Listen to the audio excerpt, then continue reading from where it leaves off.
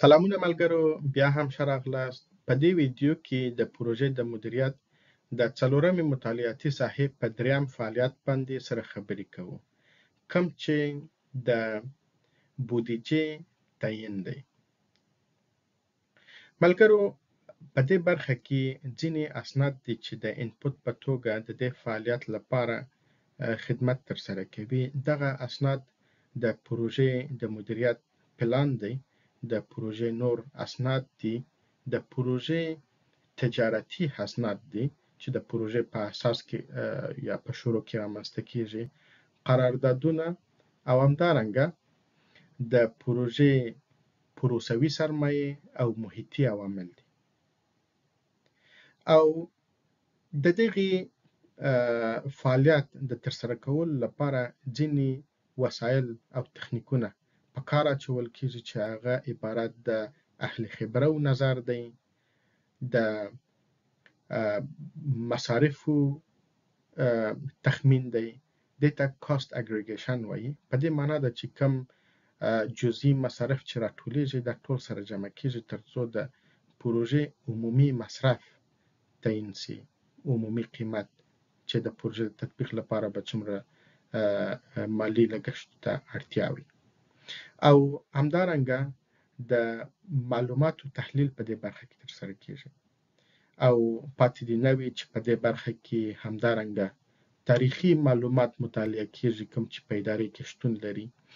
او همدارنګه د پروژې د فند لپاره سرچینې لټول کیږي، دې ته فاینانسینګ وایي. یعنی د دې لپاره چې د پروژې اجرا شي څه ډول سرچینې به په کار اچول کیږي، لکه آیا قرضه اخیستل کیږي، آیا د پروژې د داخلي سرچینو څخه استفاده کیږي او یا څه به کیږي. او ملګرو، په نتیجه کې یعنی د پروژې د مدیریت د څلورمې مطالعاتي ساحې د دریم فعالیت کوم چې د بودیجې تعیین دی، د دې په نتیجه کې به څه شی رامنځته کیږي؟ هو ملګرو، اول سند چې د دغې فعالیت په نتیجه کې رامنځته کیږي هغه کاست بیسلاین دی، یعنی د قیمت اساس. ملګرو، دا د هغه مصارفو د تخمین سره فرق کوي کوم چې په مخکینی فعالیت کې مطالعه شو.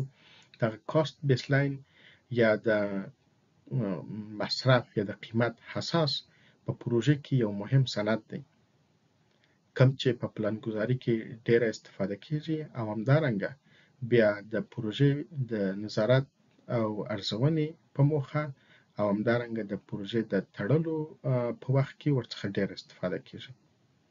او دوهم سند چې د دغې فعالیت په نتیجه کې رامنځته کیږي هغه د پروژې د فند ضرورتونه دي. یعنی د دغې فعالیت په نتیجه کې دا نتیجه رامنځته کیږي چې د کومو سرچینو څخه د کومو منابعو څخه به استفاده کیږي ترڅو دغه پروژه مخته یوړل شي.